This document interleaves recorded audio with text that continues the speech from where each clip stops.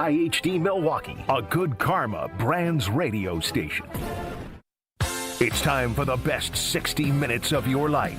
This is the Homer Hour, broadcasting live from the Gruber Law Office's One Call That's All studio at the Avenue in downtown Milwaukee, alongside former Packer Bryan Bulaga. Here's Emmy Award winner Homer.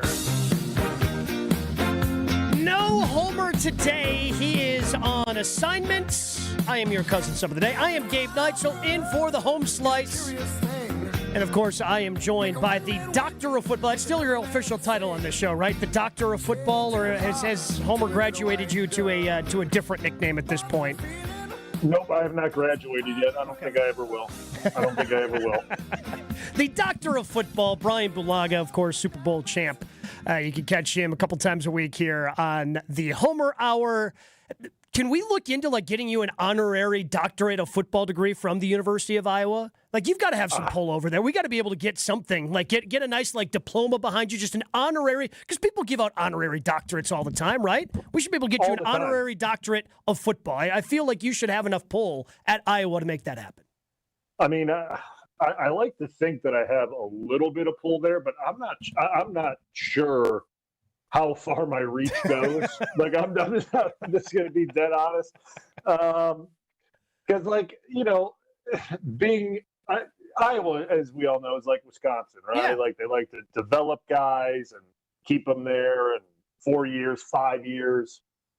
I think my 3 and done, or really 2.5 and done, wasn't the ideal thing. So it took me a little more time to build back a little good faith with everybody. You know what I mean? It took me a little bit of time. So I'm not sure that if getting the honorary diploma is going to be something that they pass down my way anytime soon, unfortunately. Okay, well, I'm just saying we can, again, it's a long off season. We can table it and come back to it later, certainly, as we try to figure that out. But a hot topic today, and I thought this was going to be perfect for you.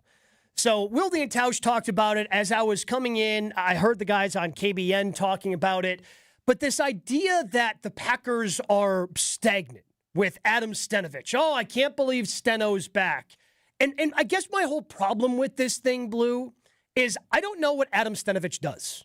I have no idea if he's a good coach or not. He might be, he might not be. We just he talks to the media once a week, doesn't really reveal that much during the season when he talks on Thursdays when coordinators are available.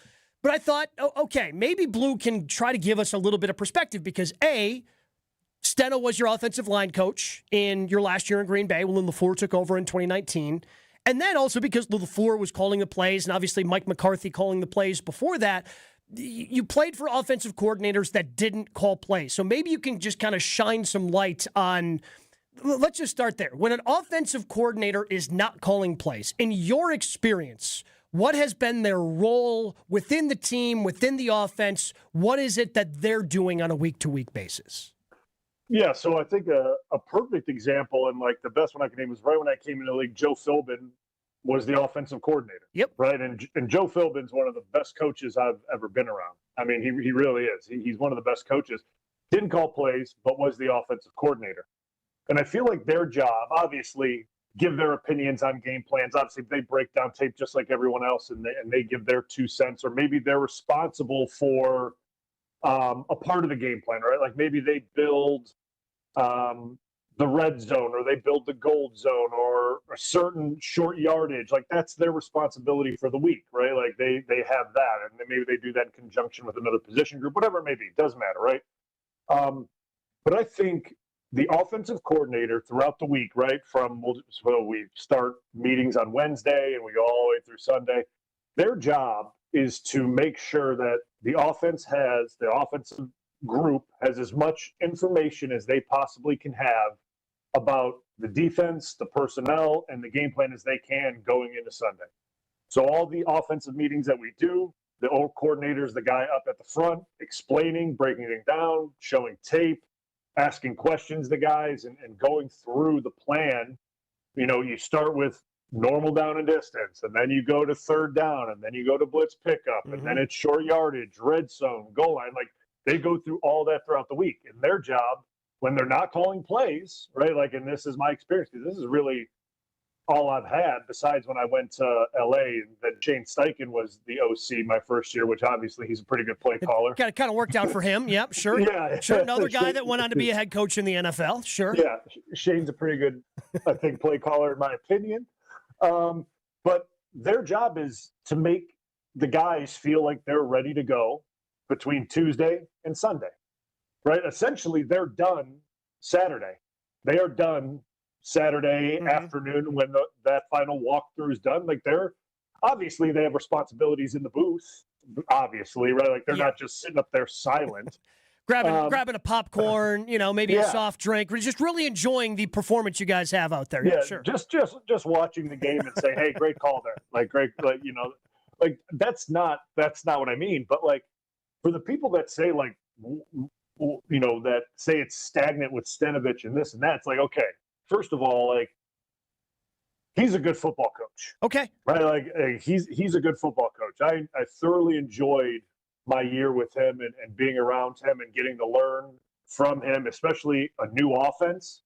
Having to learn a new offense as a 10-year vet, like I'm not saying that guys don't do it, but we were in a certain system our entire, especially for me, my entire career. So like to teach an old dog new tricks, like you gotta, be able to come with substance that makes sense to me, right? Mm-hmm. Like if you want me to change and you want me to do certain things differently, like, hey, like I'm open to change, but you got to show me the evidence and give me the breakdown of it and explain it to me and be convincing, right? Like sell me on this because it is a style change when you ask veteran players to do something completely different, but at the same time you expect veteran players to be able to do it. But I think he's a good football coach and he's very smart. He knows a lot of positions really well, especially when you talk about the run game. He's very good at that. Obviously, at the end of the day, as I've said this to Homer and I've said this to Willie and Tausch knows this as well because he was with McCarthy where play caller or the coordinator didn't call the plays. Mm-hmm.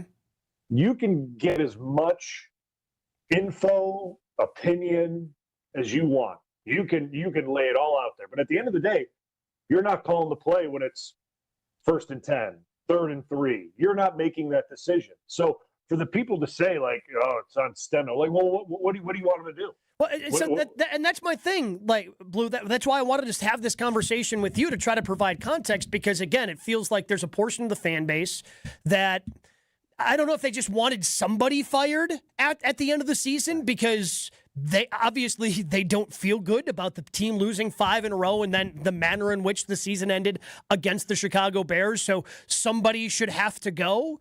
And because nobody, policy made the very seemingly quick decision to bring back Gutekunst, to bring back LaFleur, to a lesser extent Russ Ball. I don't know if anybody was calling for Russ's head. He's just the money guy. So then it goes, okay, well, who else can we get rid of? Well, Hafley goes. He gets a head coaching job, so you're not going to fire him.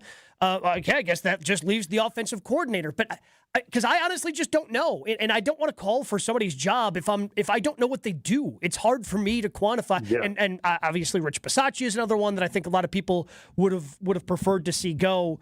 My thoughts on Bisaccia are I think that the Packers special teams issues go deeper than him. So fire if you want. You're going to have the same results with a new coordinator regardless.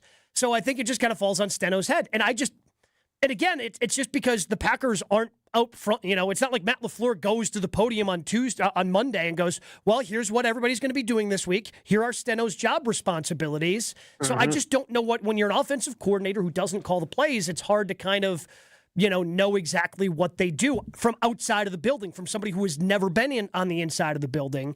And if you're telling me Steno's a good coach, I have no choice but, okay, Steno's a good coach. And look, I mean, the Packers, because some people are just Blue want to be, oh, okay, well, Steno's not getting hired. That's a bad look on the floor. His quarterback coach was just hired as an OC. Like, is that not a good reflection on the team that they had these fresh ideas? And they have a new wide receivers coach. They have a new quarterbacks coach. And I know Getsy was around the team last year, but he's also a well-respected coach in this league. I think they're getting an injection of coaches that can provide good ideas. Just because it's not happening at the offensive coordinator position, to me, doesn't mean it's not happening right now with this team. 100%. And the thing that I guess I always I look at things and I go, okay, so when they first got here, right? Nathaniel Hackett was the OC, yep. right? And then obviously he went on and he got a gig, right? Yep. A new guy came in. Who was the OC when Hackett left? I'm trying to think. They promoted Steno. That was that offseason, right? Mm-hmm. Was it that offseason? Yeah. Okay. And that was when Aaron was there, correct? I believe. Correct. Yes. And what was that, 2021? So that would have been, yes, I think it was after, so it was going into the 21 season because that's when kind of some of the things with Aaron weren't the greatest, and the Broncos thought, if we bring in Hackett, maybe we can get Aaron. Yeah. Steno became he became the OC in 2022. Okay, so 2022, and that was the year they didn't make the playoffs. Am I correct on that? You are correct. That was Aaron's last year. That was Aaron's last year. Okay.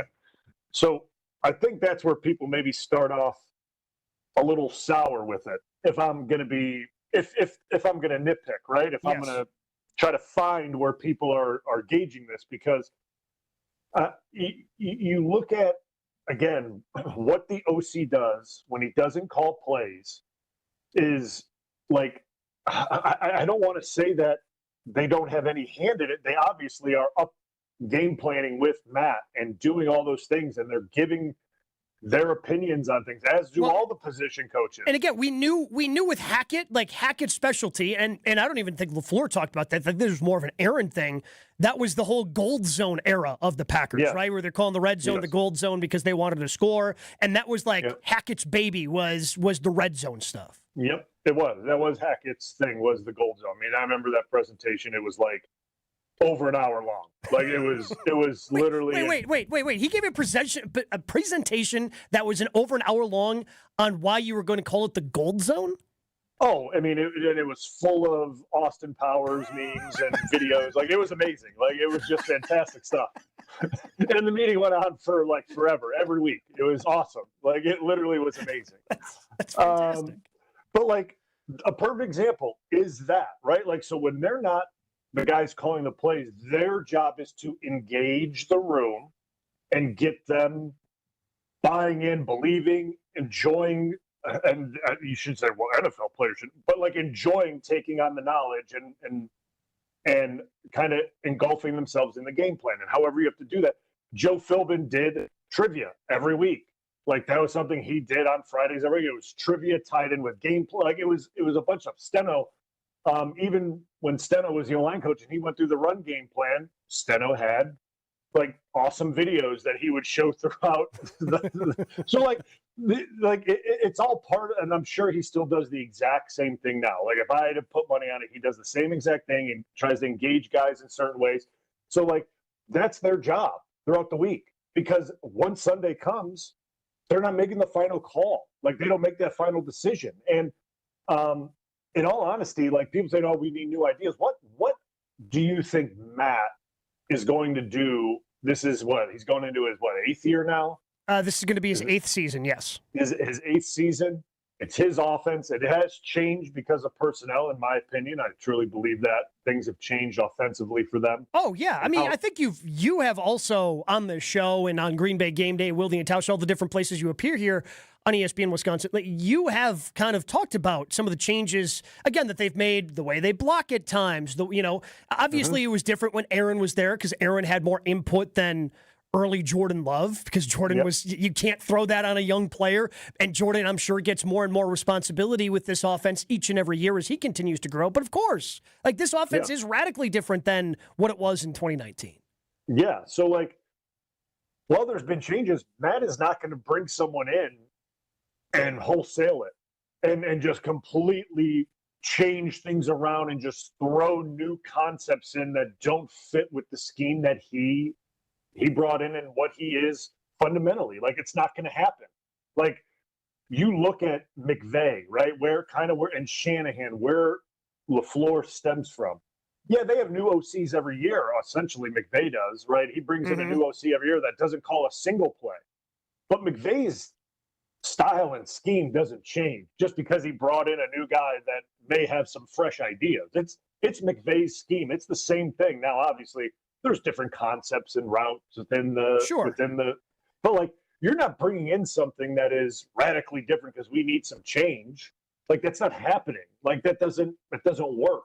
Because now say you do that, you bring that in, you bring back the guys in the spring, and this guy stands up there and presents brand new information. And I mean, if it's me sitting in those seats reading this, I'm going, so we're changing this offense? So we're changing the offense. Mm-hmm. That's that. And then Matt would be like, no, we're not changing it. But it's like, okay, so then what's the messaging? What are we doing? Like, that would be what the players would be thinking is like, so what are we changing then? Like, we're saying we're changing this, but we're not changing this. And I guess now I look at it from the outside, and you don't like what I want really, right? And if I'm talking about the Packers offense specifically, I think it's, I'm very familiar with it still. There are things that have changed. I just want to see the run game back to what it was in 19, 20, and 21. Like, that's what I would love to see again. I get Jacobs came in, not this last year, but the year prior, his first year, it was lights out. But there was so much of him having to make that work after contact. Mm-hmm. That shouldn't be the way it is. Like, if you look at Aaron Jones, most likely yards after contact or before contact, compared to Jacobs on his best year before contact, it's probably night and day different. It is probably I don't know the stats, but when Aaron Jones was first touched and compare when Jacobs was first touched, it's probably night and day. So, like, to me, that's what I just want to see is a shift back to what Matt initially introduced this run game as day one to us. When I sat in those seats and listened to Steno preach this run game, when I heard Matt tell this run game, like, that's what I would like to see, because the offensive passing game and play action game builds off of that.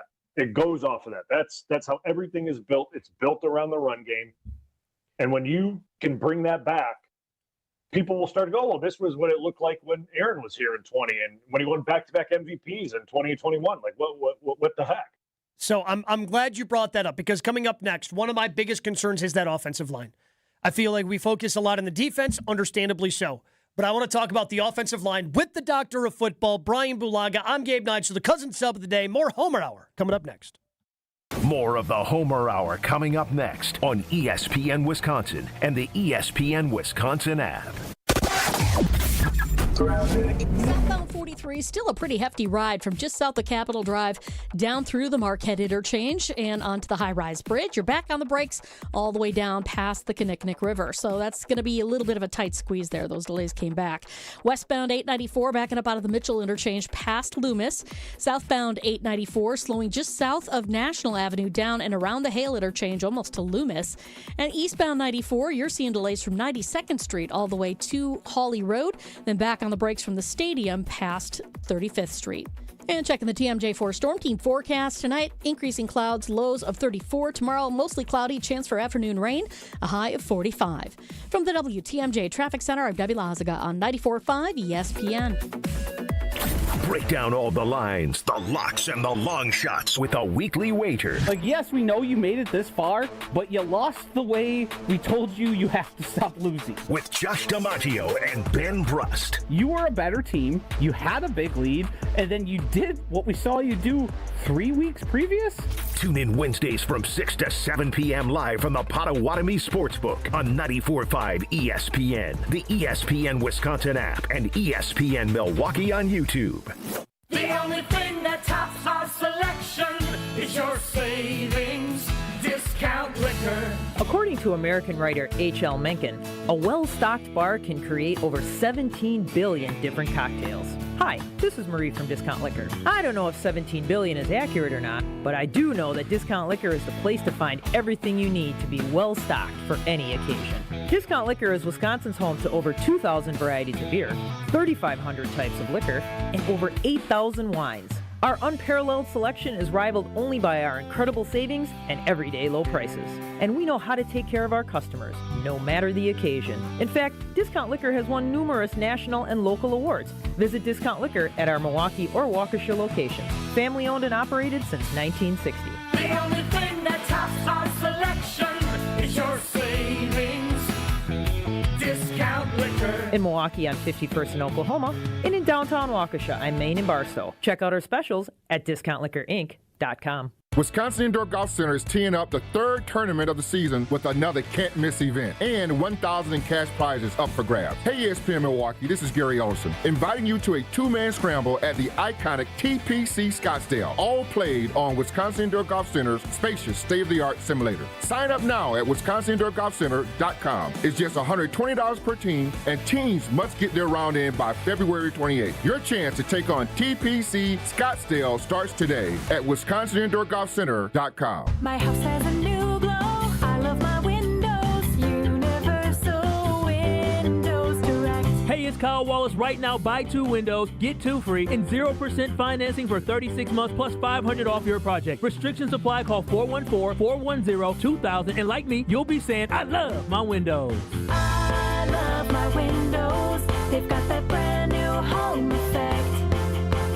Universal Windows Direct. At Ewald Automotive Group, we believe in life, liberty, and the pursuit of lower payments. That's why we're giving you $1,500 over book value for your trade. Get into a new vehicle with payments starting under $250 a month. Over 1,400 vehicles backed by our low price guarantee. $1,500 more for your trade. Payments starting under $250. Life, liberty, and the pursuit of lower payments. Based on Kelley Blue Book Fair Trade Value. Applies to 2013 or newer model years. Payment offer on select vehicles with approved credit. Expires month end. This is the Homer Hour on ESPN Wisconsin and the ESPN Wisconsin app. I'm Gabe Neitzel, your cousin sub of the day, in for the home slice. He is on assignment today, hanging out with the doctor of football, Bryan Bulaga. And going into this offseason, it feels like the majority of, whether it's on our show, a lot of people want to talk about the defense. And look, I get it. I absolutely get it, Blue, because defensive tackle was a need after you traded away Kenny Clark. And then you had injuries there, so you certainly need depth there. If we correctly assume, I think, that Rashawn Gary is gone, okay, you need depth at that position. Quay Walker's set to be a free agent. Cornerback was a mess last year. But I also feel that a healthy Micah Parsons helps out in a lot of those departments, just because when you have a player like that on that side of the football, it's like having a great quarterback on the offensive side. It just erases so much of that. But when I watched the Super Bowl, and as great of a year as Drake May had, I mean, no quarterback's got any chance when that's the way the offensive line performs. Just you got no chance. And there were significant changes to the offensive line last year. They went from... And again, as someone that doesn't know offensive line play like you do, it's hard to know how good an offensive line is. So I look at Pro Football Focus. I know it's not the end-all, be-all, but I think it's, it gives me kind of idea who's good, who's playing well, that sort of thing. And the Packers, according to them, 2 years ago, had a top 10, borderline top 5 offensive line. Offensive line was great a couple of years ago. This last year, they finished in the 20s. And it was just a disaster. And now on top of that, you're losing your starting left tackle. Now, I feel confident in Jordan Morgan sliding over to that side, but it's something he hasn't done consistently in an NFL game. You are probably losing your center. I would re-sign Sean Ryan. Doesn't look like they're going to. And, oh, by the way, Elton Jenkins also gone. So you're replacing 2 starters, and you have no depth. I feel like the offensive line's a bigger need than maybe most people want to realize. How do you feel about the offensive line going into the offseason? Yeah, I mean, I think it's maybe going to be one of the quietest, biggest issues going into free agency and the draft. Like, I truly believe that, because the names you mentioned, obviously, Elton gone, most likely, right? Obviously, nothing happens until it happens, but with $24 million, cap hit, I just don't see that. Don't see it happening, right? And then obviously Sheed moves on, but Jordan Morgan, probably the heir apparent to that. How that works out, I don't know. We're going to find out, right? Like that's the case. And then the center position with Sean Ryan, most likely hitting free agency again.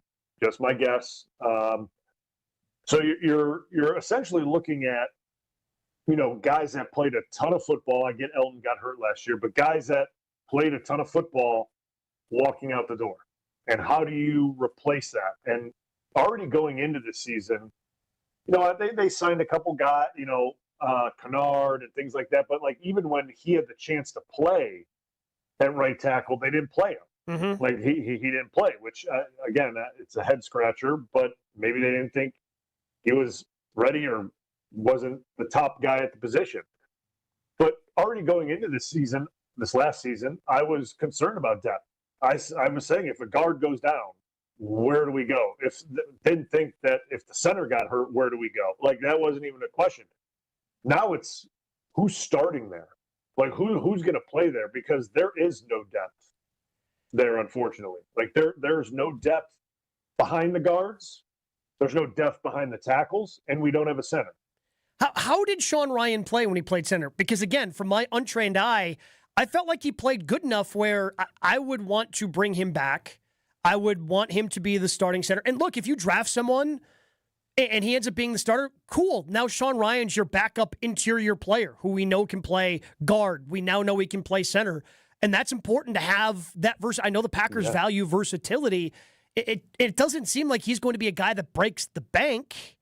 No. And I just take a look at Josh Myers. Like he signed a 1-year, $3 million deal this last offseason with the Jets. And then they liked him so much that they, again, not a big money deal, but they gave him a multi-year deal. It just seems, I know you wanted to get better at that position, but this could have all been a lot better for $3 million in Myers playing center, keeping Elton at left guard, than trying to shift everything around the way they did and then spent the big money on Aaron Banks. Yeah, I mean, there a lot of domino effect. And to Sean Ryan's credit for stepping in when he did, but not really playing any center. And I think he played better as the season went on. I get he had a couple of mishaps with snaps. I get it. Like, I understand. But, like, I think he got progressively better as he played more. And to me, like, I'm kind of with you. I wouldn't mind him back at all at the center position where he actually gets to play center an entire offseason and go into the season as the center. And that's what his focus is. It's not worried about making the team because he's battling at guard, which he seemed to do every single year, no matter what. He's your center. Like, he's the guy that in OTAs, he puts his hands on the ball first, and he's the guy. Like, and I think if he was that guy, I mean, and you look at like a Myers type deal, so I think that's what it would be, right? Like, I really think that's what it would be. I think there's a lot of benefits to that, and you hit the nail on the head. If you draft a guy and he does, for some reason, beat out Sean Ryan, well, now you got Sean Ryan that can play both guard positions and center. So now you've got your interior three covered with a veteran that you know that you can rely on and count on and things like that. So that would be, to me, like one of the first things I do, because that settles that position down. And it doesn't, because if you do feel like, oh man, we got to get another D tackle or we got to get another corner, that doesn't, because I think if the kid from Iowa was there in the second round and you don't re-sign Sean Ryan, the center from Iowa, you have to take him. But you have to take him if he's there. And that's, but if you re-sign Sean Ryan and for some reason you on your goodies on his big board and he has his calculations that they do, I don't know what they are. That's all proprietary. Yeah. And you have a D tackle that you love and a corner that you love and a center that you love, all right there. You have a center on the roster and you have depth with that center that's there. You can make a decision to go with a different position because you've already secured that spot for another year. Now, at the tackle position, they're with, obviously, Zach Tom coming back, but he's coming back probably. I don't know if it's confirmed or not that he had surgery on that patella. I'm guessing he did because you can't heal your own patella tendon. It doesn't really work that way. The body does great things, but that's not one of them. So him coming back from I think a major knee surgery, that's what I consider a patella tear, a major knee surgery. You have a unproven left tackle. While he's been here for a while, he hasn't really played left tackle, right? I mean, unfortunately, that game against Minnesota wasn't like a glowing display. But that was just one opportunity, and the whole offense looked like it didn't really want to even operate that day. So, you don't know how to judge him being the day one starter there until he actually goes out there and does it, right? And he gets to train there and be the guy. So you go into a season going, don't know who center is. We have our best offensive line, which is our right tackle, coming back from a knee surgery. Probably won't be back till sometime in camp. Our left tackle's unproven. Our left guard, which I'm assuming they're keeping Banks, like he had injury issues last year, but he played well as he got healthier and stayed healthier. And then we do have a second-year right guard in Belton, who I thought did a lot of good things, but has a lot of things that he needs to improve on. So we go into this season, and then we don't have a center unless they re-sign Sean Ryan. Well, again, that's the thing. You just, to me, not bringing Sean Ryan back just makes this offseason now. It gives you a hole you have to fill, and it doesn't have to be that difficult. You can just bring back the guy that you drafted, you can trust. And again, if somebody beats him out for a job, okay, now he's a depth. It just the downside of it, I don't see one. I just don't see one with the way this offensive line's currently constructed. No, there is no downside to it, and I feel like he brings a little edge too to the line. I think he's got a little. I can't say it on air, but he's got a little something to him that I think helps that group, right? I think he's got a little mean streak in him that helps that group, and it's a mentality for them that I think is positive in my opinion. Sean Ryan, that is. And when Belton got put in and they were working together, I thought we saw a lot of improvement in certain aspects of the run game with those two working together. So I see no downside in it. I don't see a downside in bringing him back. And then he gets to play. Obviously, he gets a little bit of cash, and then he gets to play on a prove-it-year deal where normally guys on prove-it-year deals end up playing really well, right? And that only benefits the Green Bay Packers. So to me, it's like it's a win-win for both sides, and it settles a major issue that you have. Like you lock in another piece, and now you're like, okay, so now we have Banks, Belton, Sean Ryan. We know Zach Tom's coming back. He's injured, but he's going to come back in camp. Now we can focus on left tackle and getting him completely ready and making sure he's ready, and then adding depth in behind that, because that is where they currently have, they don't have depth. There's no depth. I know they said, there's no depth. And I know they say they have got, but some of those guys played, and it just wasn't there.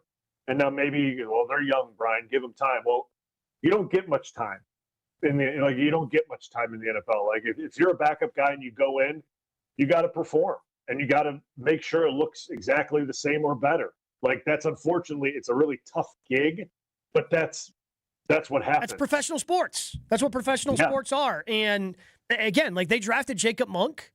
Doesn't seem like it's working out based on what they are telling us by him. Oh, Elton Jenkins goes down. Seemed like it could have been an opportunity. Nope, they slide in Sean Ryan and go with Morgan at with Anthony Belton at right guard.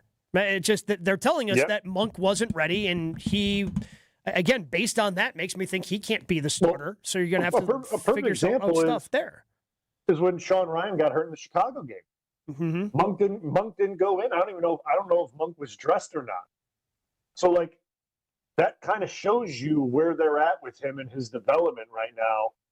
Is that if he's not even dressing, or if he was dressing, he's not the center to go in that situation.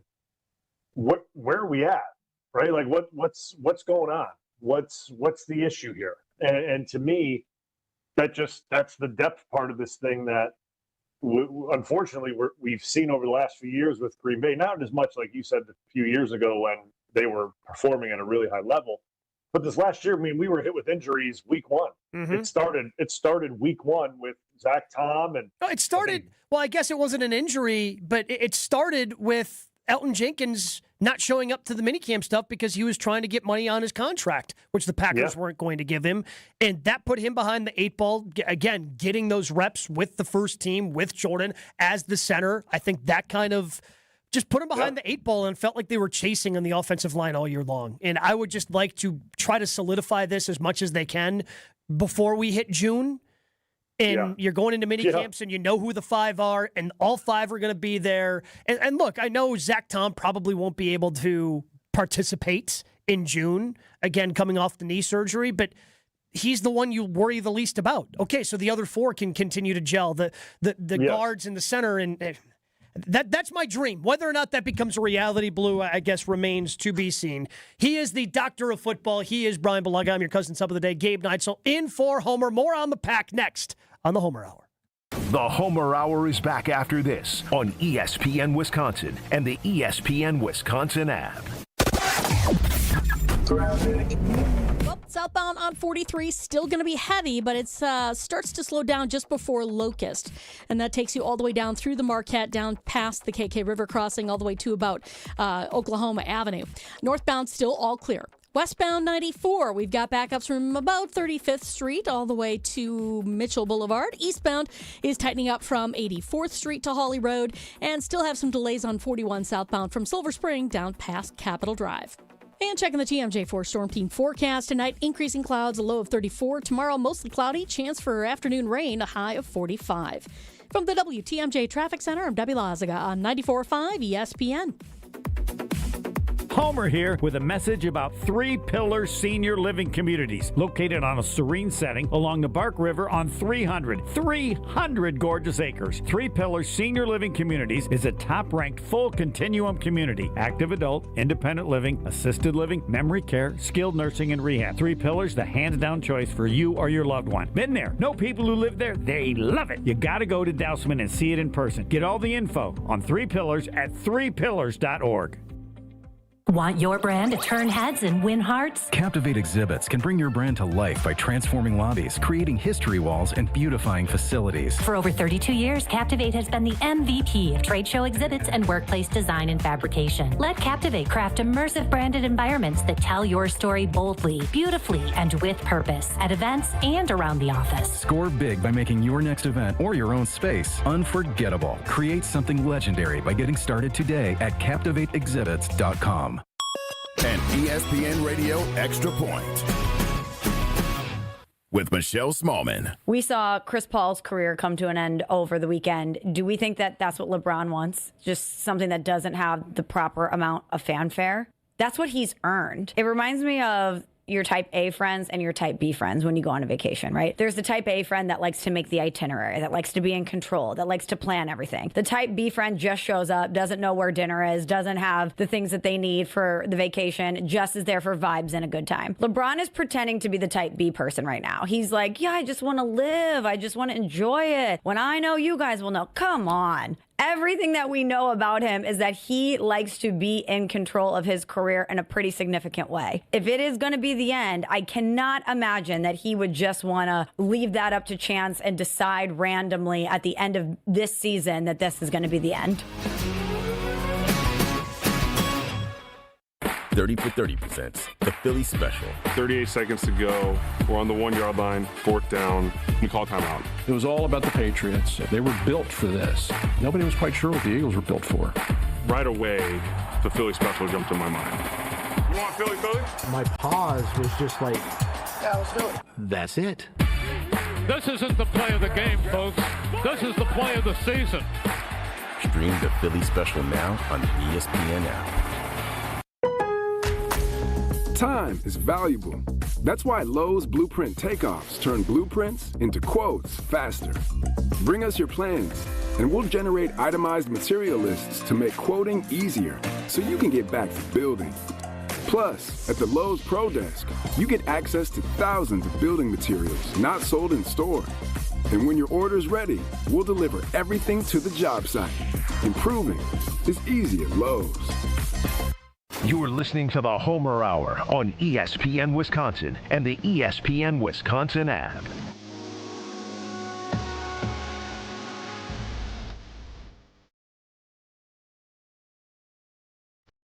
No Homer, he is on assignment this evening. I'm Gabe Neitzel, cousin son of the day, along with the doctor of football, Bryan Bulaga.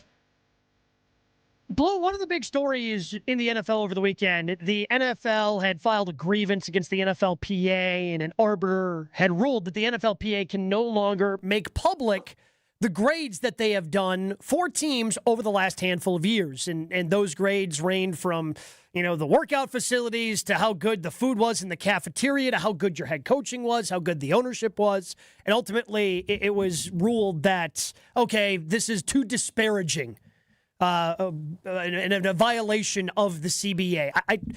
They started making the grades public in 2023, but did the NFLPA, while you were still playing, did they do anything like this, at least collect this data and keep that private? Or was that something that did just start completely in 2023?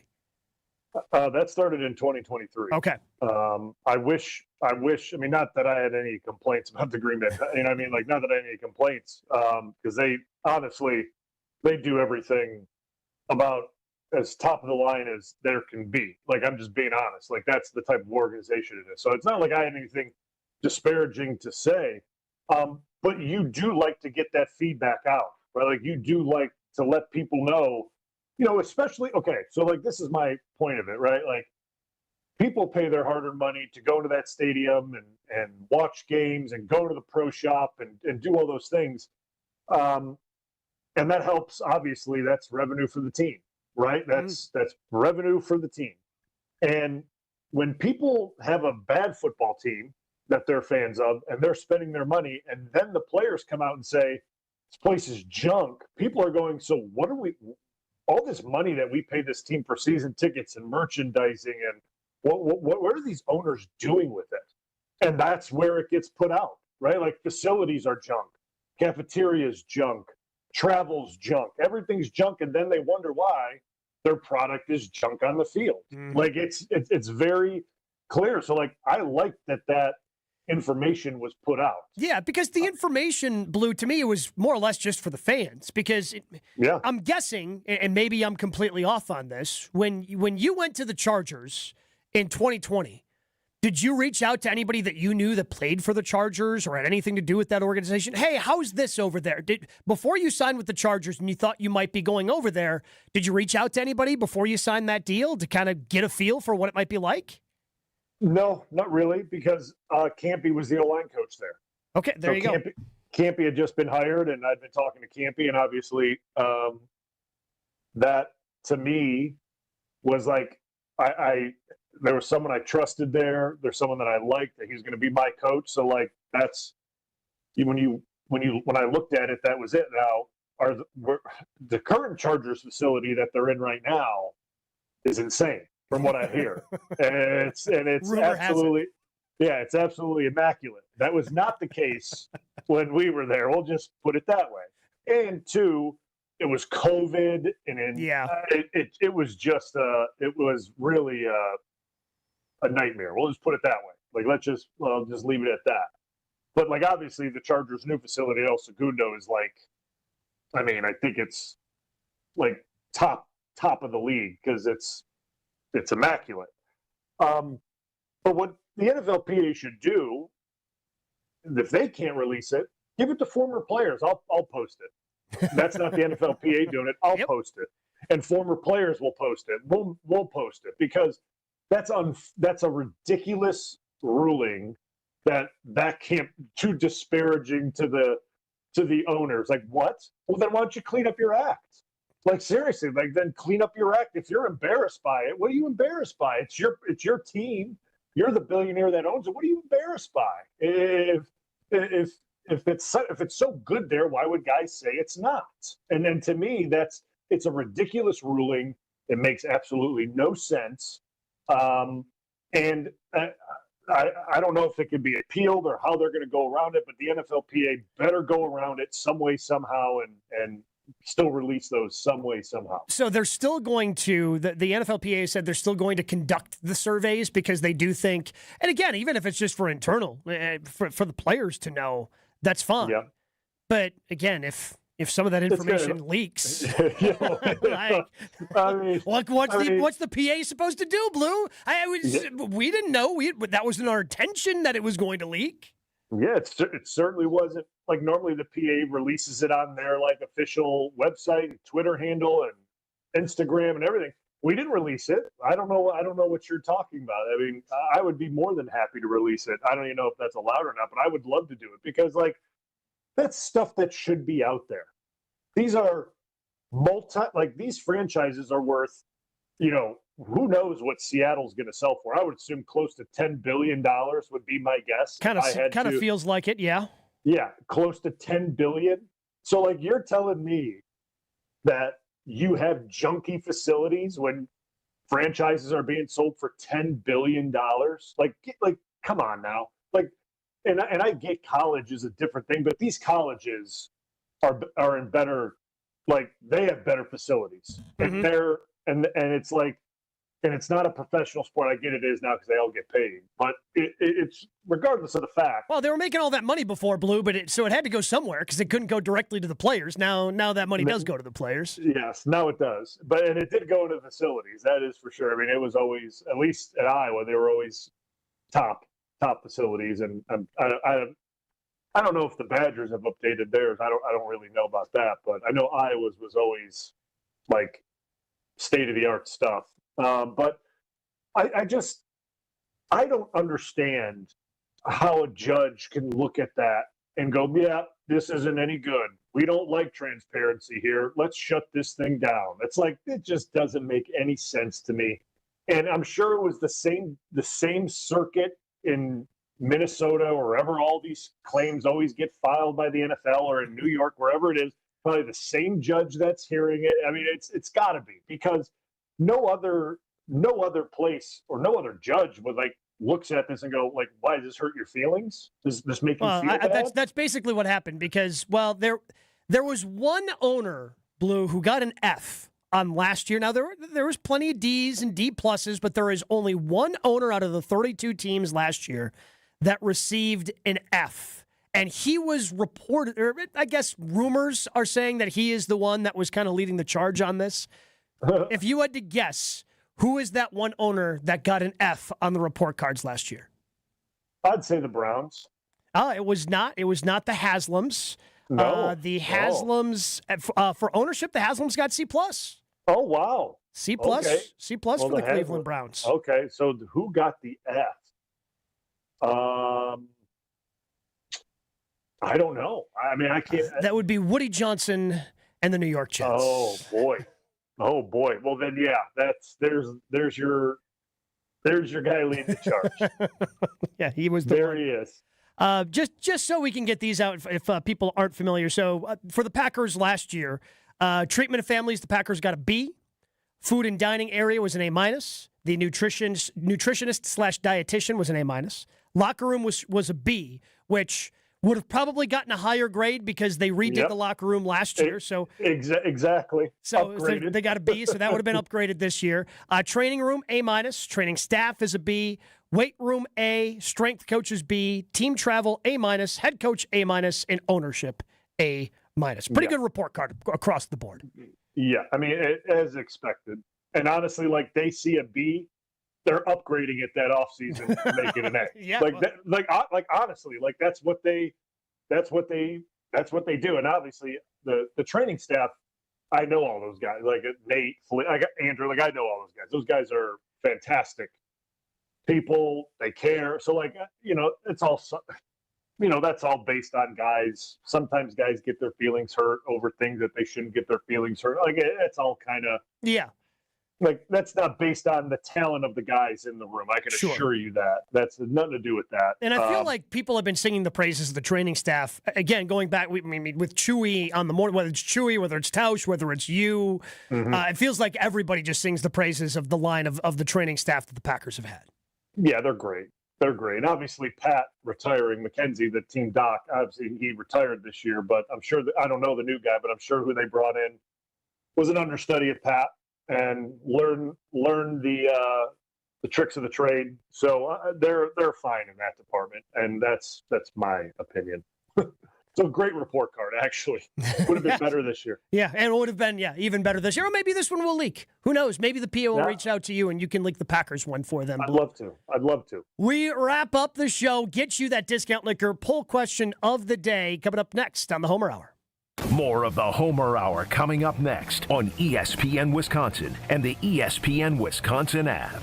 On this show, it's always football season. I'm not overly concerned because it seems as if Green Bay's not overly concerned. Wilde and Tausch, presented by Pella Windows and Doors of Wisconsin. Everybody over there feels like this team was there. We got short-circuited with injuries. We have the right staff, we have the right people, and we have the right players. We just need to stay healthy, and we'll be champions. Weekdays from 9 to noon on 94.5 ESPN, ESPN Milwaukee's YouTube channel, and the ESPN Wisconsin app. ESPN Radio Sports Beat with Freddie Coleman. It wasn't so much that Trinidad Chambliss, the Ole Miss quarterback, got an extra year to play college football because that's what he wanted. It was all about the NCAA, maybe in the last days of trying to strong-arm their way and keep things from happening that's going to benefit student-athletes or coaches or programs and not just the NCAA. Trinidad Chambliss is a fantastic story. Played at Ferris State, Division II school, had a chance to bump his way up to Ole Miss, got the job when the starter got injured, and then proceeded to lead the SEC in passing yardage and had his team that close to going to the College Football National Championship game. That's what he was able to do, being that kind of guy for Ole Miss. And he had everything on his side, but the NCAA said, oh, no, Trinidad, we're going to strong-arm our way. Granted, it was a judge in Mississippi that allowed the NCAA to not do that, but still, I'm always going to root for the little guy, especially against the big bad boy known as the NCAA. In 60 seconds, a last dance for LeBron James. Billy, your gas light's on. We need to stop and fill up. No way, Jen. Gas around here is too expensive. We can make it a little further. Billy, listen to your big sister. You don't need to drive all over searching for the lowest gas prices. Do what I do and use Upside. Upside? Do you live under a rock, Billy? Upside is the hottest cash back app out there. It's free to download, and you get real cash back for every gallon of gas you buy. Top users make between $200 to $300 per month. You can make that kind of cash back just for buying the gas you have to buy anyway? Yes, I'm looking at the Upside app now, and there's a gas station at the next exit offering 25 cents per gallon cash back. Okay, I'm stopping to download Upside and fill up my tank. Download the free Upside app now to earn cash back every time you buy gas. Use promo code GOOD25 to get an extra 25 cents per gallon on your first tank. You can cash out anytime right to your bank, to PayPal, or a gift card for Amazon and other brands. Just download the free Upside app and use promo code GOOD25 for a 25 cents per gallon bonus on your first tank. That's code GOOD25 for a 25 cents per gallon bonus. LeBron barreling down the middle, drives through the entire defense, powers it up, and in. Spectacular shot by LeBron. Yeah, you knew it was going to happen, especially after the triple-double he had last night for the Los Angeles Lakers against the Dallas Mavericks. Could this be the final All-Star weekend regarding the one, the only LeBron James? And you know that's going to be a topic of discussion outside of the NBA All-Star weekend, that it's not what it used to be, and that players don't care to play in a game that's an exhibition game anyway. But when it comes back to LeBron James, if it's going to be the last All-Star game weekend for LeBron James, I hope that it isn't, because I hope he plays one more year. More than likely, it's not going to be a member of the Los Angeles Lakers, but he's going to play somewhere. Could be Cleveland, could be Miami, could be Golden State, but he's going to be somewhere, which means that more than likely next year, he'll be at All-Star Weekend, which means that all this talk will be pointless, except when it comes to this. LeBron James does not want to give up what he has, and you know what? I really don't blame him. For the ESPN Radio Sports Beat, I'm Freddie Coleman of ESPN Radio's Freddie and Harry. Ben Brust here for the Princely Club. If you're looking for your better tomorrow, you know where to go. It's the Princely Club. If you're looking to grow, it's also the Princely Club, because they will cheer for you in all areas of your life. The best way to do that is to start a foundation of having a healthy body, and your growth will start from there. With the cleanest health clubs in Wisconsin, they provide everything for you to reach your goals. Start your better tomorrow today and grow in all areas of your life at the Princely Club. Join for a better tomorrow. Welcome back to the Homer Hour on ESPN Wisconsin and the ESPN Wisconsin app. Along with the Doctor of Football, Bryan Bulaga, I'm Gabe Neitzel, your cousin sub of the day. Our discount liquor poll question of the day is the Packers' biggest concern heading into next season. The pass defense, consistency at quarterback, offensive line depth, or coaching decisions. Right now, a lot of people are with us, Blue. Offensive line depth, 55%. Ooh, so you can vote on that at the Homer Hour on Twitter. So with no football going on, do you dive into any sports? Are you diving head first into the Olympics, NBA All-Star Game, anything like that? I mean, I know you're the doctor of football, but I want to give you the opportunity to spread your wings and fly if you want. Yeah, I mean, year-round for me, it's the other football. It's soccer. Oh, yeah, that's right. You're a soccer guy. I mean, we're in the middle of a Premier League title chase, Man City, that is. They're 4 points back of Arsenal. I mean, the season's getting good. Champions League's coming back around now. City, their FA Cup, Carabao Cup, World Cup's coming up this summer. So, like, there's a bunch of football that is going to be played here in the next coming months. So, like, I get immersed in that, and I enjoy that. I watch all. I mean, I'll watch. Are you waking up in the morning? Because that's even earlier for you on the East Coast. Are you getting up that early to watch that stuff? Or I guess it's a little bit later than for us here in the Central, but it's still early in the morning on Saturdays. Oh yeah, I get up. If it's like, and what I've been doing, like, because, like, you know, depending on what time the game is, I'll, you know, go work out or go on a walk with the dog, put it on the headphones, and just listen and kind of go about it that way, and then just take in the beautiful game, as they call it. Why did you choose the team you chose? It was random. Okay. I was rehabbing my ACL in Florida, my first one. Okay. And, you know, and part of rehab is golf. Oh, yeah. Part of rehab is golf, and I had an early tee time. And I woke up and I went downstairs to get some food. It turned on the TV. They were on, and I'm like, you know what? This is way better than, and especially at the time, MLS. MLS was brutal. So, like, you turn on one of those games and it's like time to go to bed. This wasn't that.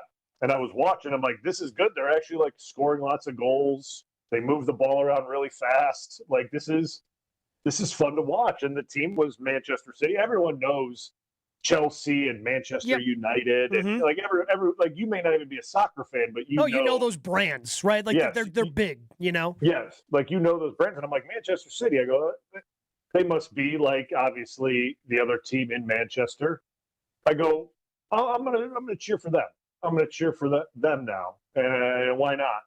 And ends up, you know, here we are. That was 2013. So how many years later, and they're phenomenal. One of the best teams in the world. So I chose right. People could call, they like to call Man City fans, like, plastic fans, because, like, Man City just got really good over the last, like, 20, whatever. I don't care. Sure, call me that. It was blind luck what game I turned on that morning. It happened to be that game. Were you like a big soccer fan before that, though? Is there a reason why, like, you just kind of turned it on and you're like, yeah, why not? Well, like, I was into playing, like FIFA with the guys in the locker room, things like that. So, like, I did that. But, like, I didn't know any of the teams. It didn't really matter to me much. Like, you know, I didn't really care. But then when I actually sat down and watched it, and actually, like, watched it, it's like when you watch golf and appreciate how hard things are. Yeah. Like, it's really hard to kick a ball that way and control it and do. So, like, that's kind of why the skill level's out of control. It's fantastic. Yeah, and now that my son plays, and he's immersed in the game, it's even more so, like, just love the game of soccer. Is he a Man City fan with you? Yes. Okay. Massive. Because sometimes, again, the kids will push back on that. He's the doctor of football, Bryan Bulaga. I'm your cousin sub of the day, Gabe Neitzel. Amber and Ian coming up next.